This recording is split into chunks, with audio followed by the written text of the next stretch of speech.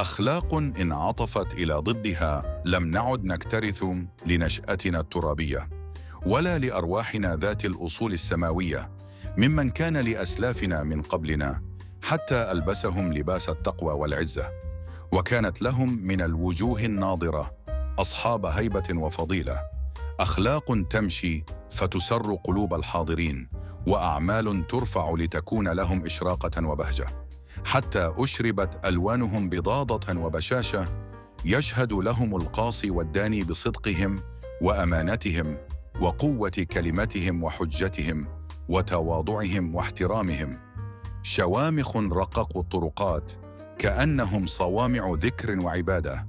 هم لنا براهين ناصعة وشواهد ساطعة ودلائل لامعة.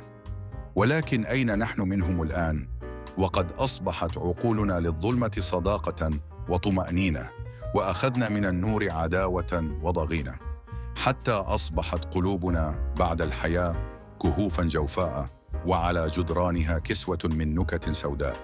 كان فيها تشبع من عقيدة وتوحيد وأخلاق حميدة وتمجيد وقيم وثوابت ومشاعر حب وتحميد. تسربت على أيدي خائن غطاؤه الجشع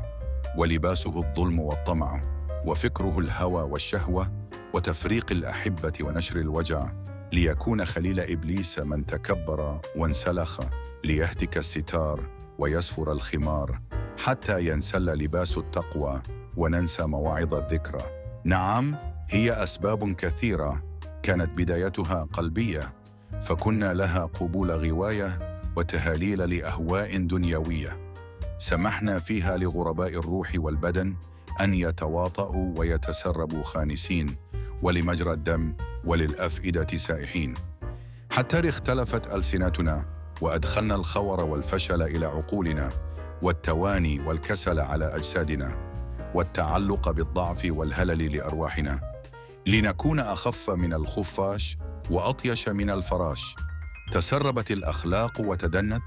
وتوارت الشهامة وتغشت، وتبدلت الرجولة ذكارة وتحلت، والعفة انسلخت من حيائها وللعيان تمددت، رغم زمان لنا كنا نظنه خير أزمان، فيه آفاق علم رحالة من مكان إلى مكان، لا قيود تمنعه ولا سجون ولا قضبان، هي حقائق ليست بأوهام، ولكنها قلوب فوتت عليها روح نسيم الهواء، وآثرت الضراعة والانقياد والخنوع، حتى باءت بالآثام الموبقة والأجرام المغرقة. فلنعد إلى الله المعبود، فنكون من الأتقياء الصالحين المرتضين الأوابين والحنفاء التوابين،